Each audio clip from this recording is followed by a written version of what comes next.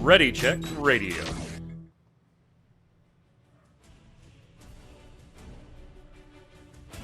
Stand by as we get ready to serve up all your news this week in the world of gaming. Welcome to Gaming Gumbo.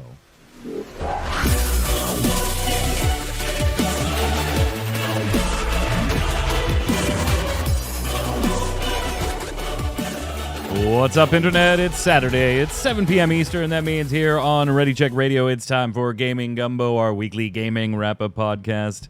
I'm your host, Mike Byrne, a.k.a. Magic Man, and this is episode 94, closing in on that 100. We got lots of game stuff to talk about. We're not going to talk about Final Fantasy 16 on this show, right? That's the Relic Grind, our Final Fantasy / Square Enix podcast. We did not have it this Thursday, as kind of would have been silly to be giving, hey, we played for 2 hours, here's our early thoughts. And I think one of our hosts actually didn't get their copy until after showtime anyway. So we canceled Relic Grind this Thursday. We will have that next Thursday if you're looking for more in-depth thoughts on 16. Seems to be a little divisive across the board with a lot of name calling that's just kind of dumb, but whatever. Joining me to talk about other stuff that isn't Final Fantasy 16 this week, Mr. Dom Greco. What's up, friendo? Hello, how you doing? Good. So how do you feel about Final Fantasy 16? It's a game. Hey, did you buy it? I'm gonna play it. Are you really? I didn't pre-order. I still haven't played 15? 15 the MMO? I don't know the numbers, to be honest. The MMO? That's 14. No, 14. Okay. Yeah. No, I haven't played 15 yet. So I have it. I own it. Yeah, 15's the bro quest. Noctis and friends. Yeah. No, I have not played it yet. I do want to. It's sealed next to his copy of Mario Rabbids. I was gonna say, is he gonna float off his shelf of shame over there? It is not there. It's not there. It's not even on the desk in front of my TV. It's actually in my room next to my nightstand. I know exactly where it is, and it's completely unopened. Also on the line, definitely not playing Final Fantasy 16, at least until it decides to mosey on over to a PC release, and even then it's a hard maybe. Mr. Troy Blackburn, what's up, Newbridge? A big old Final Fantasy maybe. I'm not the Final Fantasy nerd. You can check out the Relic Grind for that. They will definitely indoctrinate you over there. Yeah, but you like Devil May Cry and action and God of War action games like that, right? Yeah, some of that stuff. See, now this Final Fantasy might be the one that gets you then, because it's way more on that side of the fence than like a traditional Final Fantasy goes. Is that what part of the problem is with some people? Yeah, I mean, it's really divisive on the internet right now. Like, even Unileska, who is somebody I like, but, I always take what she says with a grain of salt. She's a huge Final Fantasy fan, like just mega fan galore, but also is like kind of in bed sponsorship. Well, I don't know if it's like official sponsorship, whatever her deals are with Square Enix and stuff like that. But like, she's absolutely in love with the game, and then like got a lot of hate on Twitter from being in love with the game and from people who are like, this isn't Final Fantasy. And then somebody tagged us because she said something like, what are these people that, aren't taught or saying that this isn't Final Fantasy? What are you, keyboard warriors? And then they tagged us. I was like, okay, so let's just start name calling. And it was, honestly, to me, we'll talk more about like personal feelings of the game. I'm just talking about the situation as far as like back and forth with just people hating it or loving it and fighting each other on the internet. It's really going to come down to what Final Fantasy is for you, right? Like, Unileska is somebody that, and she said this, I think, on her Twitter, too, that for her, Final Fantasy's always been story, characters, music, nostalgia. Final Fantasy 16 will absolutely ring all those bells for her. So it'll feel like a Final Fantasy game for her. If your turn-based, party gameplay, customization, skills, heavy RPG elements, like if that's what Final Fantasy is to you, then maybe this isn't going to ring the Final Fantasy 16. It certainly isn't going to ring a lot of those bells. So, I've said it doesn't feel like Final Fantasy to me based on the very limited info we had going into launch.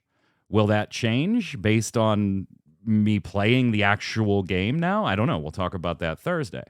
But it'll certainly be interesting. But you don't need to name. If it doesn't feel like Final Fantasy to you, you're right.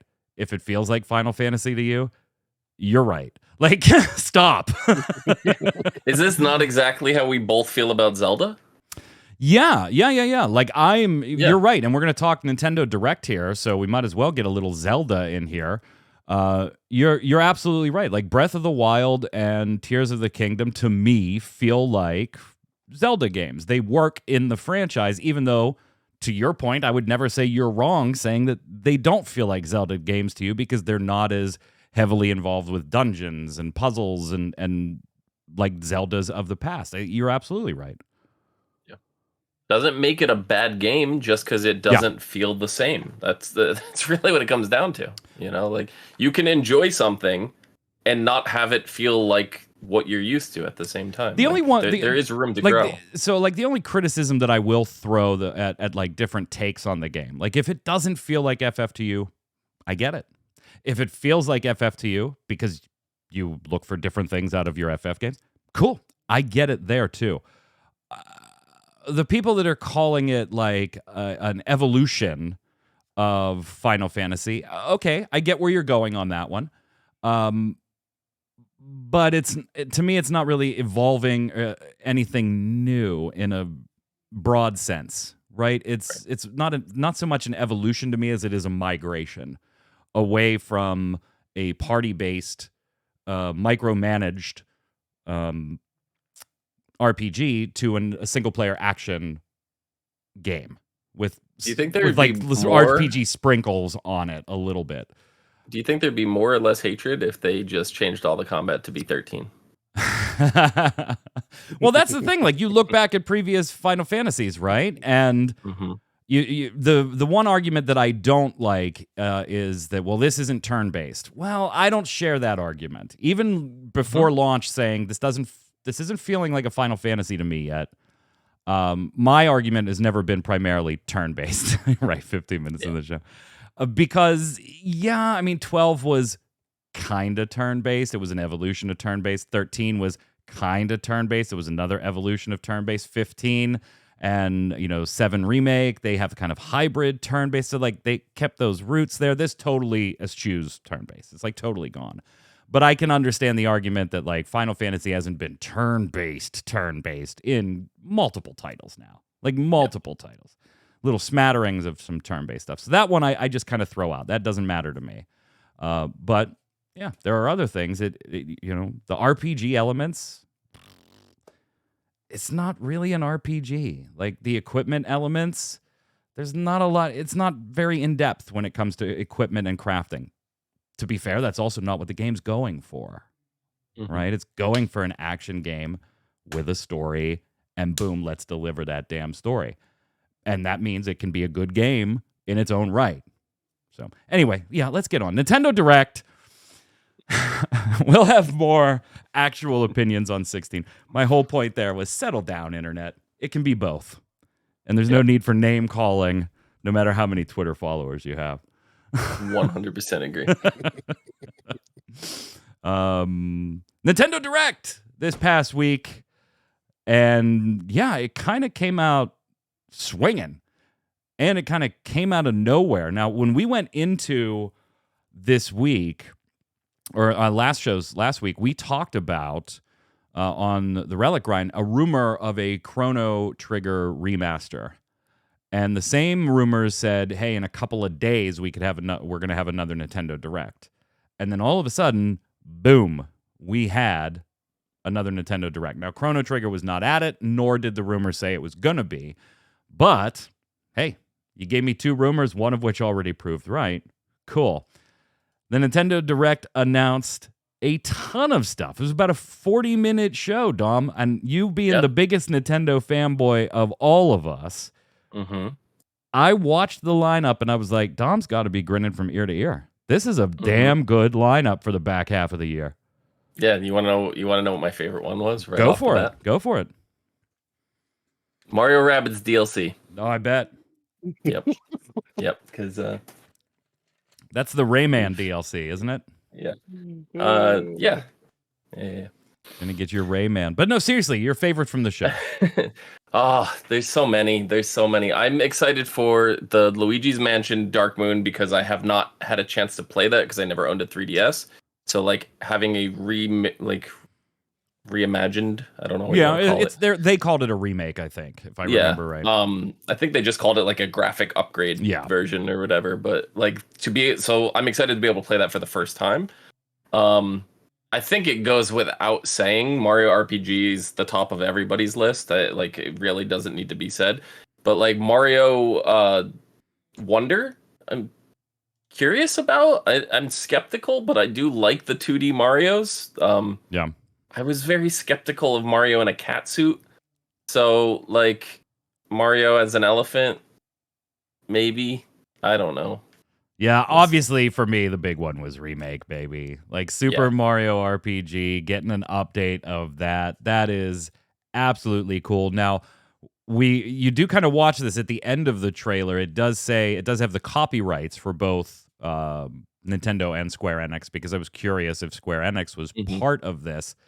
They don't seem to be. Oh, they went pretty deep in though. They got the original composer back. Yeah. Like it's insane. Like but from a company perspective, Square doesn't seem to have anything to do with this. After the show, there were one or two Square Enix things shown during the Nintendo Direct.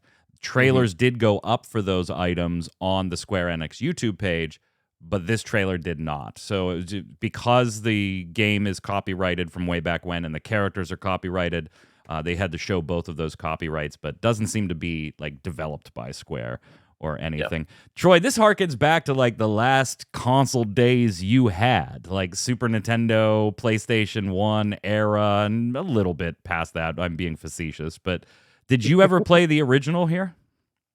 No, I can't say that I ever played the original. I had a Nintendo 64. That's where my Nintendo days stopped. Well, this was SNES, so you should have been fine. Oh, was it? Yeah. No, I never played it. This is actually surprising. So I could be misremembering, but I think Mario RPG was actually released on the Super Nintendo after the N64 came out. That I don't know. Let's take a look. Super Mario RPG original, because now I have to type in original release. Yeah, we've ruined that.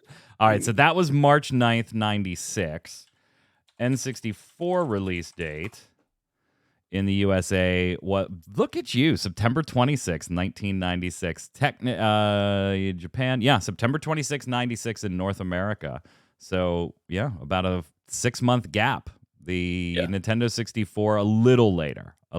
So this is a game that was at the very end of the Super Nintendo's life cycle. So a lot of people actually missed it, and I don't blame them. You know, like I get it. I understand why that happened.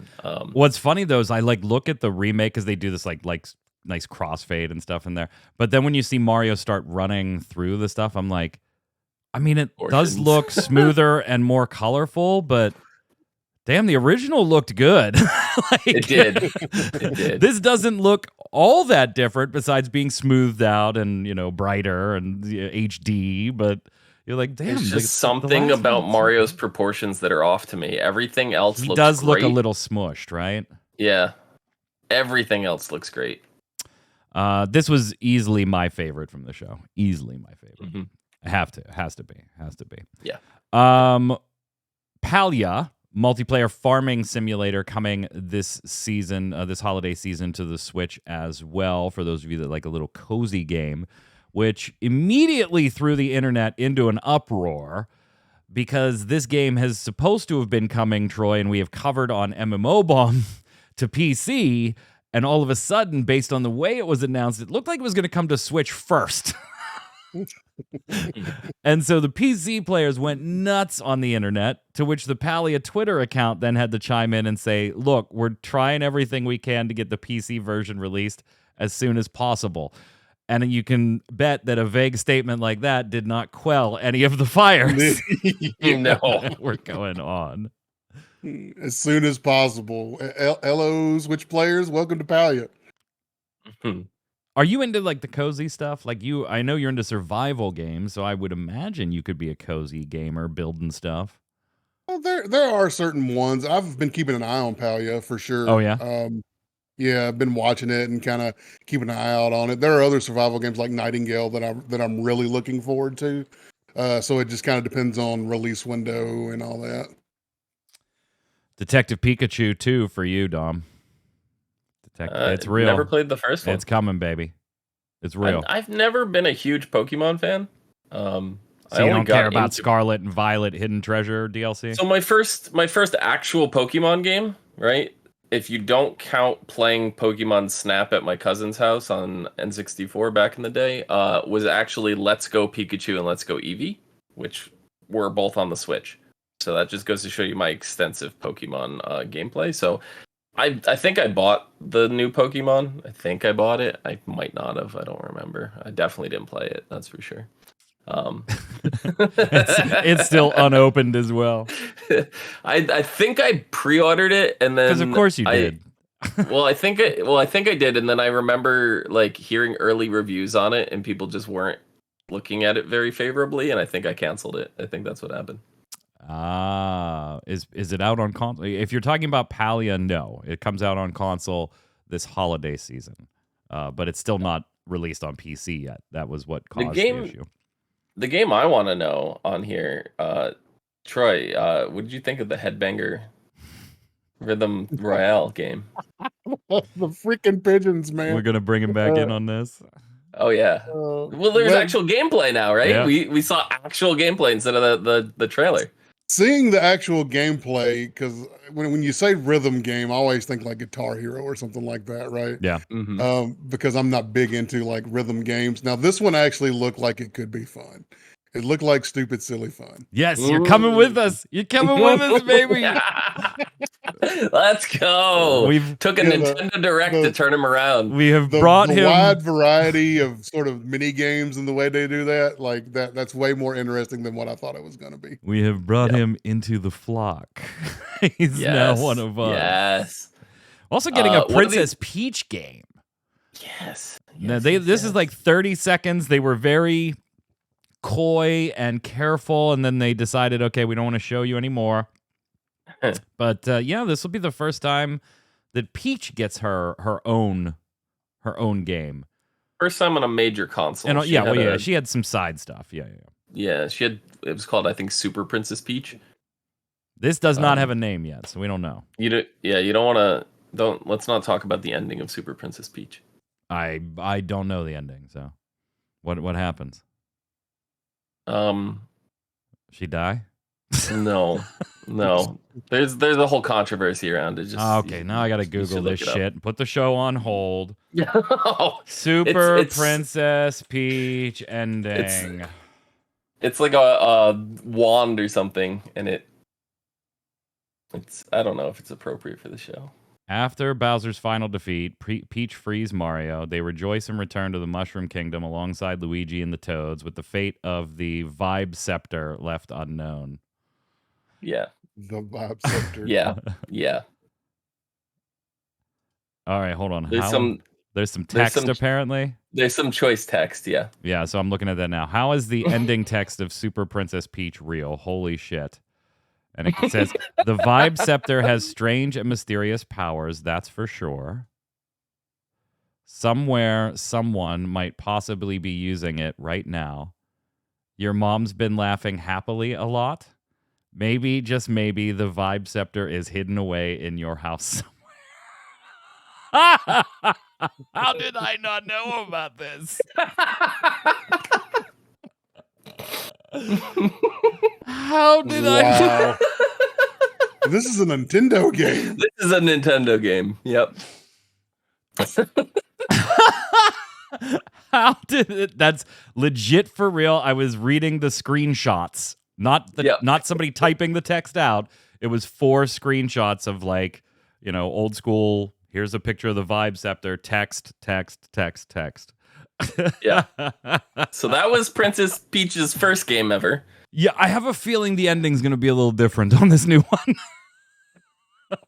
I'm going to go out on a limb and say that this will probably be a little different. But now all of a sudden, Troy wants to play Super Princess Peach and see what's up with Princess Peach coming to my house. that. See, Uh, go ask where Mrs. Noob Fridge's Vibe Scepter is. Excuse me, ma'am. Where do you keep the vibe scepter? I'm Mario. I'm here to fix the plumbing. You ain't gonna need the Vibe Scepter no more. Anyway, Metal Gear Solid Master Collection coming out in October, also coming to the Switch. That's one on a couple other platforms. Vampire Survivors coming to the Switch with co-op in August. I have never been drawn this game's gone crazy. it's insane. And I have never been drawn into it. Have either of you? No, I've still not played it. No, I haven't played it. I've watched a few people play it, but I haven't played it myself. Yeah, for sure. It's So hard stupid not to big, yeah. watch people play it. Yeah. Like I see. Oh wow, it's massive. Good old indie project does good. Yep. Your amiibos for Zelda are coming this holiday too. Yeah, because it was interesting because I was actually just looking like a week or two before the direct, and somebody said they data mined. There were originally 2 other amiibos that were planned for Tears of the Kingdom, and they were hoping one of them was going to be a Zelda one. I was kind of hoping one would be Ganon, because in Breath of the Wild they gave you extra benefits. I think Ganon actually made it hard mode, dropped you down to like 1 heart or something like that.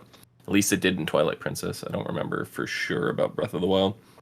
But, yeah. I mean, those are the 2 that you would expect, right? So Yeah.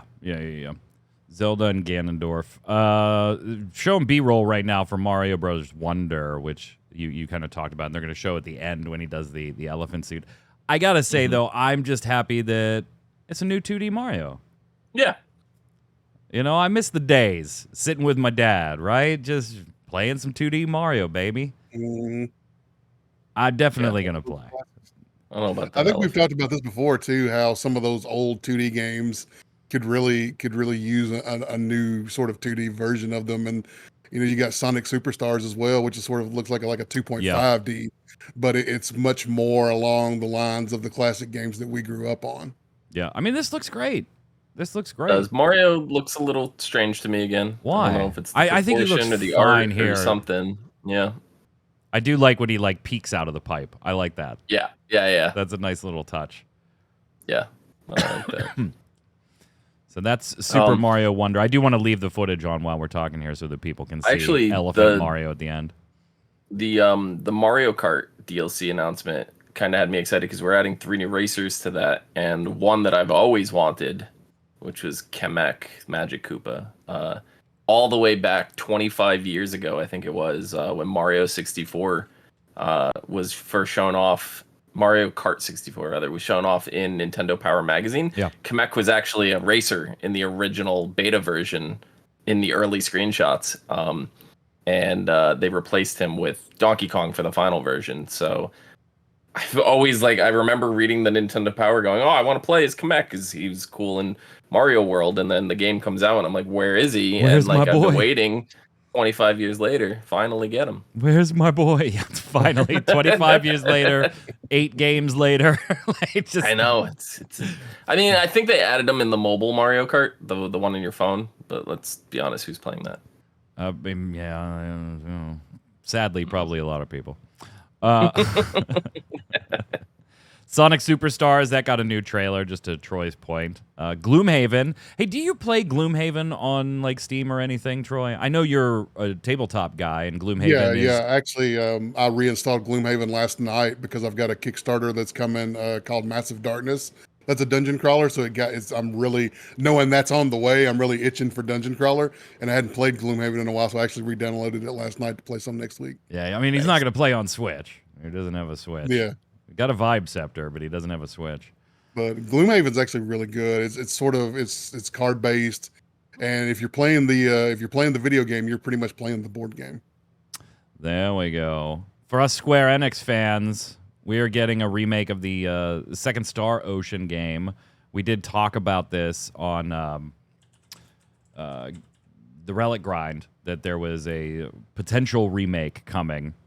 And yes, it is. It is. And man, does it look beautiful. I love the whole 2.5D HD stuff, Octopath Traveler and games like that. And this just looks absolutely gorgeous too. And this is one of the best Star Oceans in my book. So I cannot wait for this. Cannot wait for this. You did get your Mario Rabbids DLC. That's already launched. I'm sure you bought it and found a way to make electronic DLC stay sealed. So I bought it, and it comes with the gold edition, and that it's has still the battle sealed. So pass that with counts. all the DLC. Yeah, that so yes, counts. you are correct. You have the DLC, and it's still sealed. HD versions of Pikmin 1 and 2 available on the eShop. If you never played those are classic games. And we're getting, Pikmin 4. Did that come out, or is it due to come out? I don't remember. But yeah, Pikmin. Yay.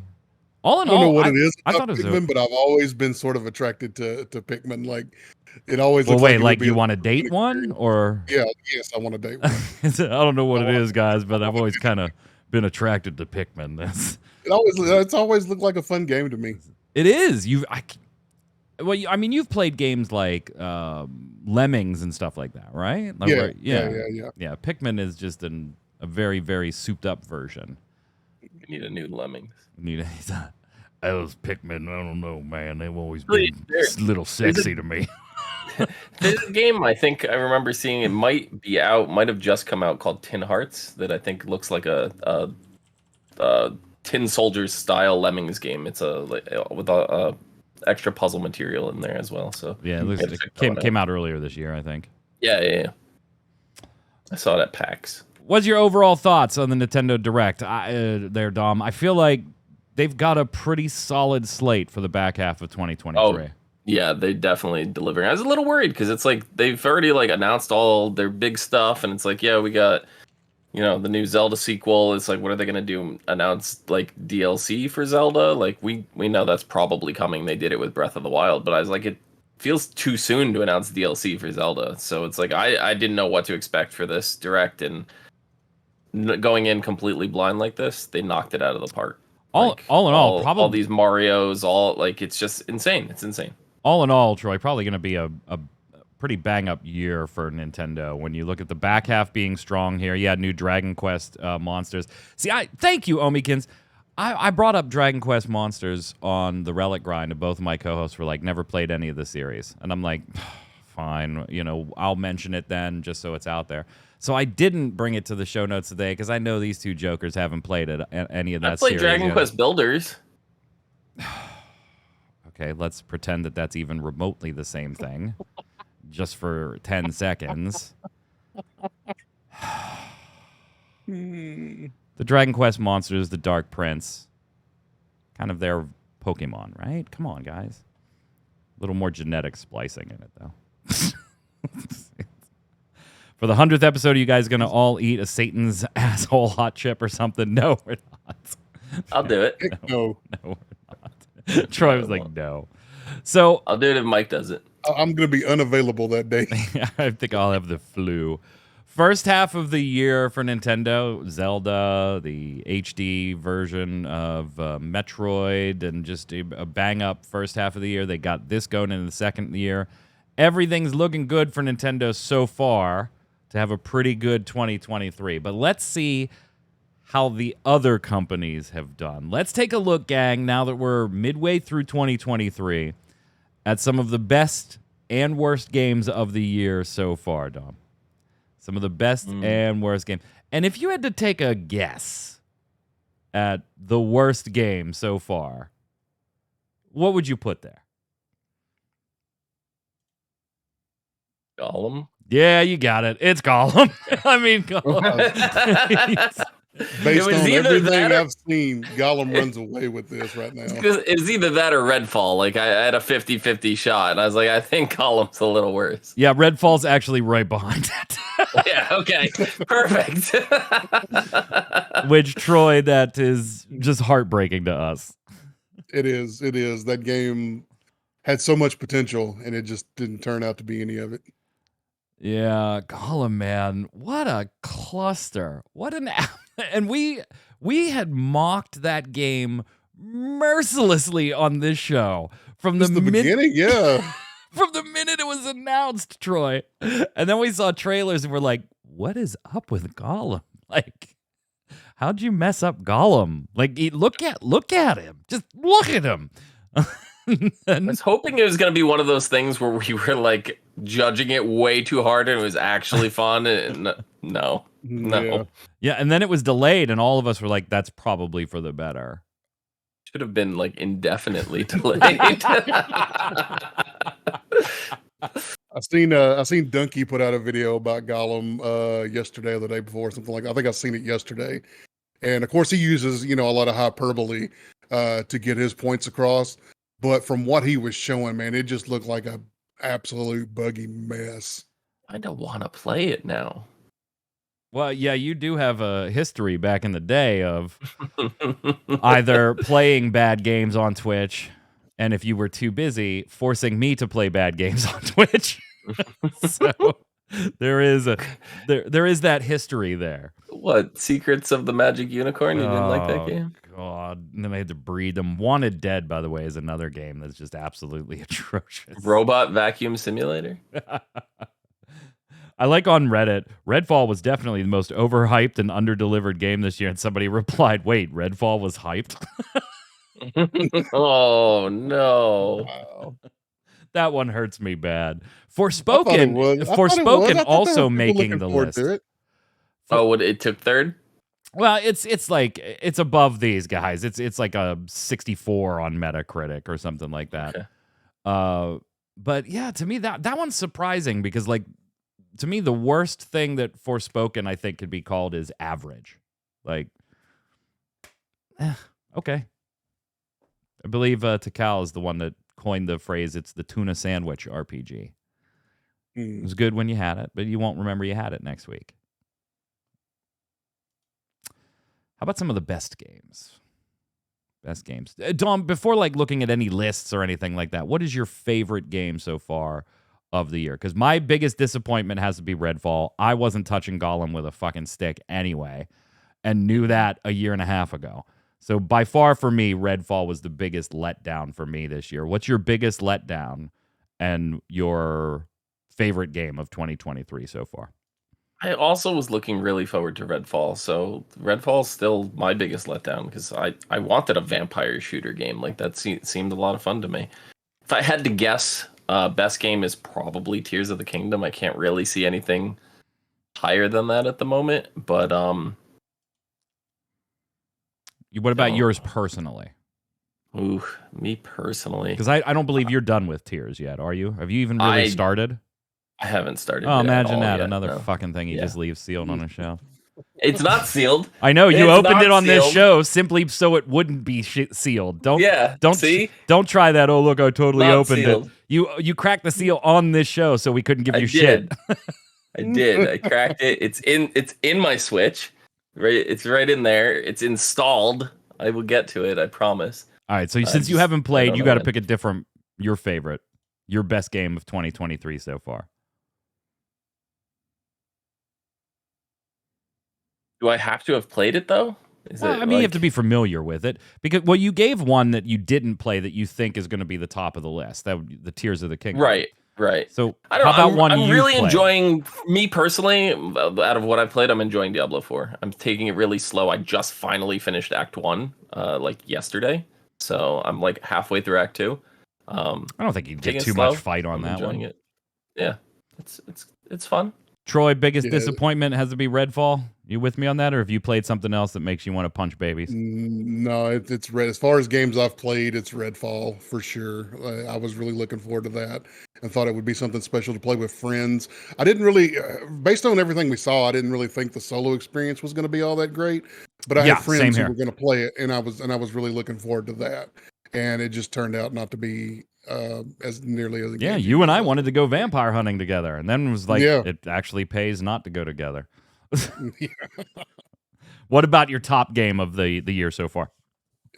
So far, out of everything that I've played, I definitely have to go with Dom and say Diablo 4. The leveling experience, at least, I know the in-game stuff is starting to get a lot of flack as more and more people get there. But the leveling experience itself has been pretty good. I like the open worldness of the game. I like all the side quests and exploring the dungeons. and finally getting a mount was fun. I have finally hit level 50. I have finished the Nice. campaign, but just as of a couple of days ago. Yeah, so Nice. having not played it, I heard it does get a bit grindy at what, a 3, I think?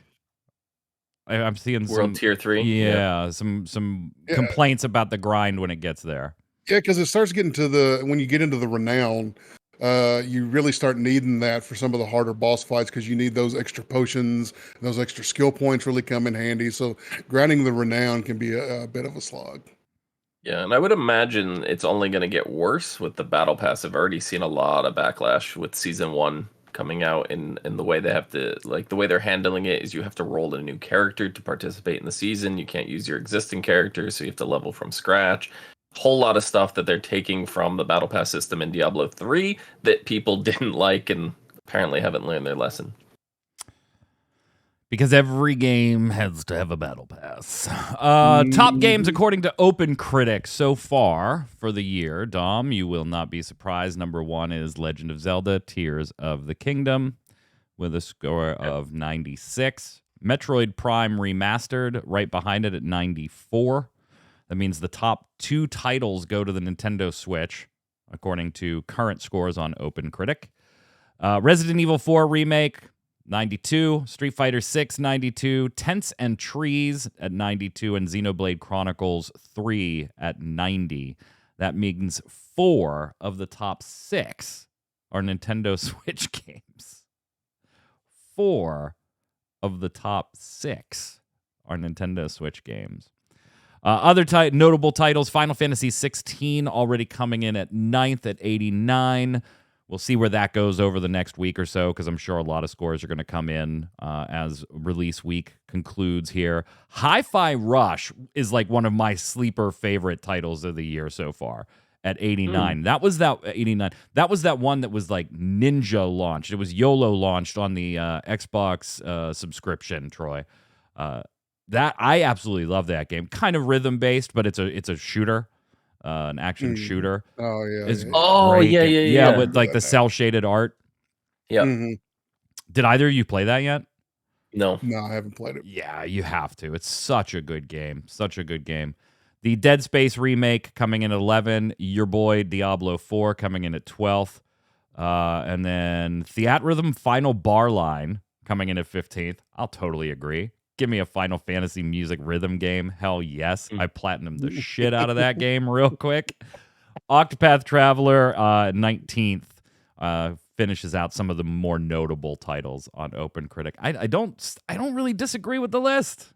I'm actually, I'm not surprised, and I am surprised. I might that argue Jedi- about positioning, but I don't disagree with the list. the Jedi Survivor is not a little bit higher. Higher than what it is. Yeah, that's what I was going to say. Yeah, well, that's on Open Critic. If you go over to Metacritic, the Star Wars Jedi Survivor has an 85 on the PlayStation 5. On PC, it's got a 78 because remember there were some performance issues that people would have given it shit about at launch on the PC, because on the PC there were huge issues. Tikal pointing out because people gave a shit about performance. Yeah, they did, and it suffered because of that. Right. I mean, that's fair. I just if they fixed it, it should probably be re-rated. No, that's not the way it works. That's not the way it works. First, one chance to make that first impression here. If you screw up, they'll go back and change your review scores. But if you fix it, there ain't no way in hell. Exactly. Yeah, exactly. Because add loot boxes and watch that score go down. Well, because that's the thing is, like, I hate that because it's a little misleading. Because, like, if they had a terrible day one launch and the game was unplayable and there's all this stuff, and then they patched it like a week later, right? They made the game, they optimized it, and I'm buying it a year after that, and I'm looking at the reviews for it, and they're all garbage.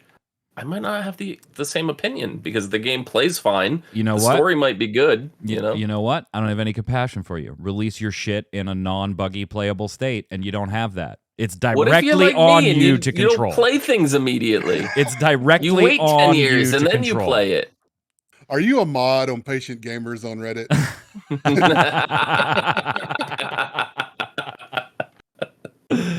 Let's hit up some miscellaneous news before we head over to the games of the week. Now, here's the thing. We're going to talk about a certain submersible for a minute. not the actual events. I really don't care about your opinions on whether people deserved it or not, whether they were dumb or not. It doesn't matter. That's not what we're talking about. Why'd I bring it to this show? Because there has been an awful lot of talk about the Titan using a video game controller. A video game controller to perform different functions. One camera shot or one picture made it look like it was this particular Logitech controller. The Logitech F710. That's what it looked like. And so I wondered, like, it's really pithy and cute to be like, look at this. They ran it on one of these things. No wonder shit happened. They were using game control. But I also was like, you know, if you're trying to control something with something like a joystick or a control, do you really need to reinvent the wheel? Like, if you have what works, like...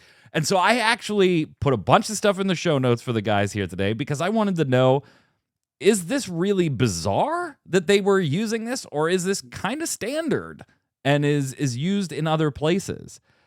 And it's actually, I wouldn't go as far to say it's standard, particularly when it comes to steering and things like that. But it's not unheard of. Even our military uses joysticks, particularly Xbox controllers, seems to be the preferred one for many places, to operate smaller things like the periscope tools inside submarines and stuff like that. And then typically, if they're using this for steering, it's not actually doing the steering, it's relaying signals to a steering device that is then performing the steering. So I thought this was both really weird, and I wanted to look into it. I gave you guys a bunch of links. What do you guys think? What opinion did you come to, Troy? Like, if you were going to do something dangerous like this, and they showed you, hey, we can use this to control X, Y, and Z, are you walking away, or are you, like, totally okay with it?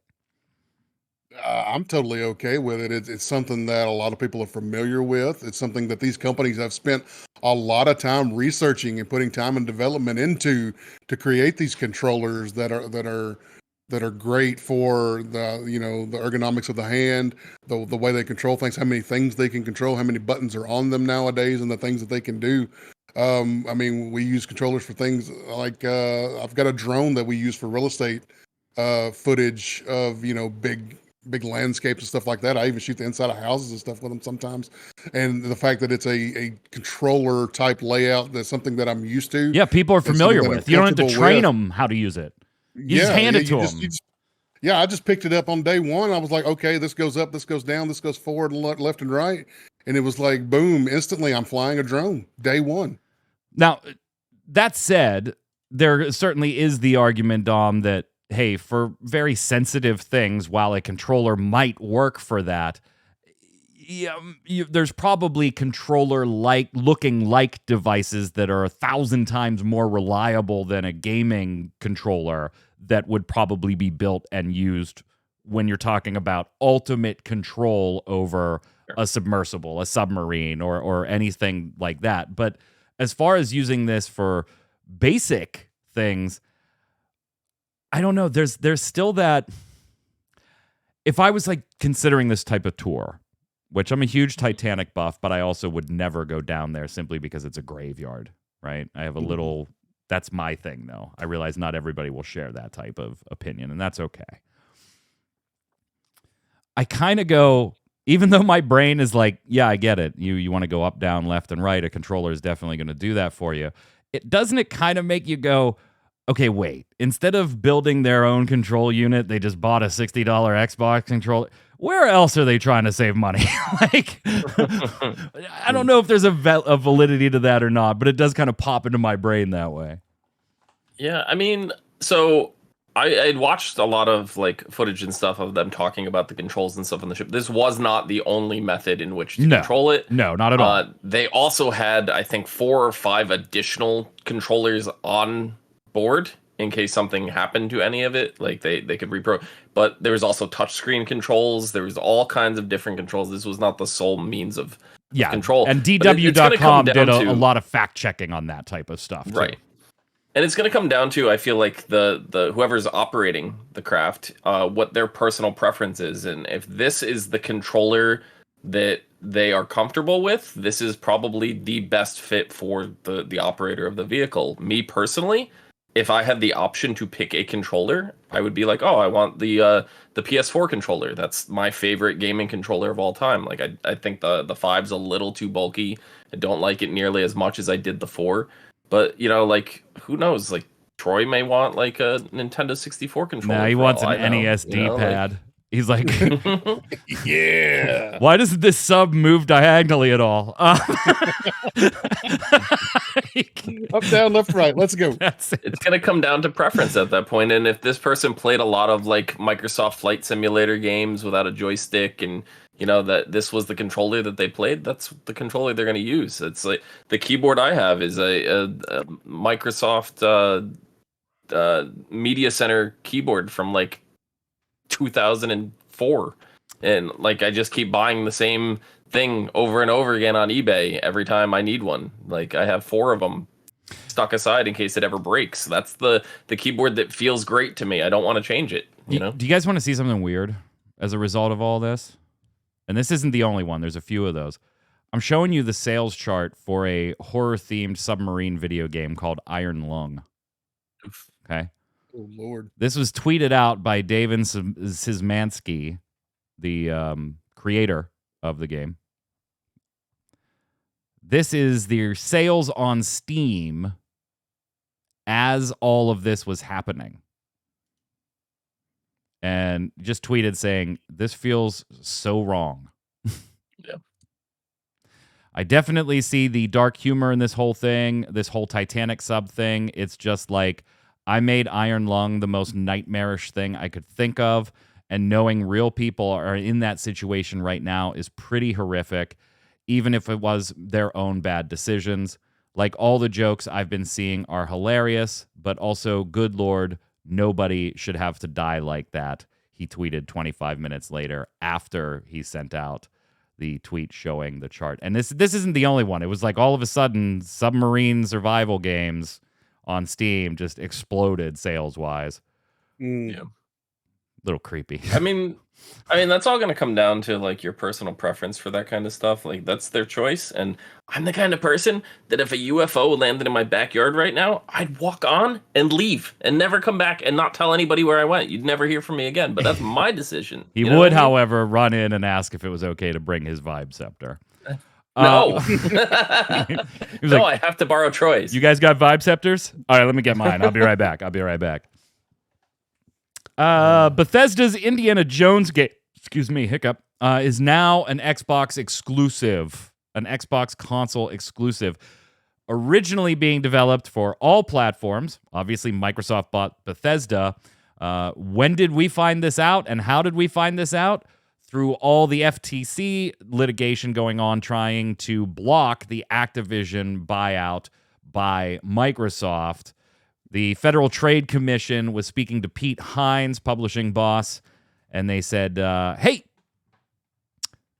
after Microsoft acquisition, Disney brought up the issue of which consoles the Indiana Jones game would be released for. Hines said, yes, they did bring that up. Were they making an Indiana Jones game for multiple consoles? He says yes, that they were doing that, and that, hey, is this now going to be an Xbox and PC exclusive? And he confirmed that the Disney agreement had been amended after the fact, and Indiana Jones will now only be on Xbox and PC, and that all exclusivity decisions are made on a case-by-case basis. So kind of walking right into the argument, Dom, that Sony's been trying to sell legislative bodies on for a while there. Doesn't that also go, like, didn't Xbox say that they weren't doing console exclusives anymore? I could have sworn, like, they said on record that they were not doing that anymore. Well, it is PC, So, like, too. Yeah, I guess. but So isn't everything? technically, that's not a console exclusive, I guess. Still, my opinion is the king of exclusives. Sony keeps continuing to cry about exclusives. So I mean, it's whatever. Like I don't care about exclusives, right? You need to sell your console, right? PC gamers are still going to be PC gamers. If it's on PC, we don't really have any stake in the argument. We don't, because we're going to play it anyway. If it's on console, that's what's going to sell the system. That's the end of it. unfortunately, their exclusives so far have run like ass on their own. Yeah, That's true. That's true. You're not wrong. So that's not a good look. Finally, Guerrilla has added Lance Reddick, a memorial to him in Horizon Forbidden West. Of course, Lance Reddick doing voiceover for that, voiceover as Zavala in Destiny 2, and a myriad of other projects, passing away earlier this year unexpectedly. While I think John Wick 4 press junket stuff was going on, he didn't make one of the trips to New York for some of that press stuff. And passed away in March at the age of 60. One of my favorite actors, one of my favorite character actors to watch. Particularly, I thought he was great in Fringe, if you're familiar with that Fringe show. And Lost. Yeah, I wasn't a huge Lost guy after season 2.5. I was like, yeah, I'm done. Yeah, right. Like, not for everyone. Walking away from this. But he played a character Fringe. called Abaddon, and he's really, really cool on that. But super, super nice gesture. In honor of Lance Reddick, Guerrilla tweeted, "We created a memorial to commemorate the profound impact he had on us all. Thank you, Lance, for everything you brought to the role of Silence, your gravitas, energy, wisdom, and more. An incomparable talent and friend. We miss you terribly." And there's a light event or a light item in the game that you can go and see if you are playing Horizon Forbidden West that just kind of shines his name in the air, which is very, very touching and very, very cool. I love shit like that. I love that type of stuff. Let's go over and do Games of the Week.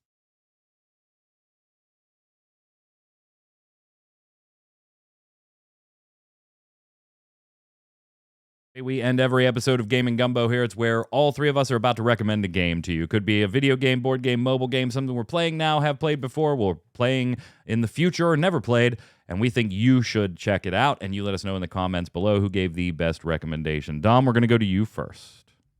Just recently, with a group of friends and streamers and stuff, I got together and played some Pico Park. And if you guys really want to destroy friendships, that is the game to play. I mean, is it a goal of yours to destroy friendships? Huh. Troy, what do you got?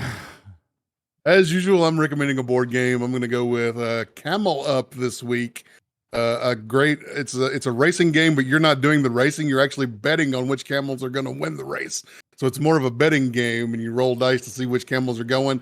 They can stack on top of each other. There are camels that run backwards and can make other camels go backwards instead of forwards. And the whole time you're trying to bet and be the one with the most money at the end, betting on which camel's going to win the race. I'm going to go ahead and recommend a game that's going to give you the ability to just shake it up all day, all night if you want. Just chilling there with your vibe. That's Super Princess Peach. I sincerely believe you should check the game out.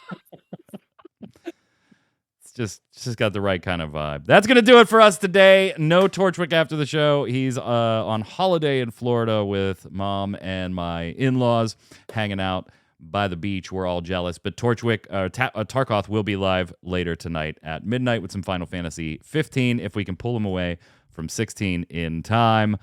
That's going to do it for us. We'll be back next week, Saturday, 7 p.m. Eastern. Until then, Troy, where can everybody find you? Hey, if I'm on your favorite social media platform,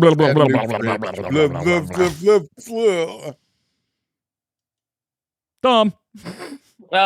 Down there, it's just something. Yeah, whatever. it's close enough. I'm Mike. Follow me right there. But also follow at RC Radio, RAIDEO, and you'll know every time we go live with a podcast, a stream, Final Fantasy trading card game, or more. Stay safe. We'll see you on the servers.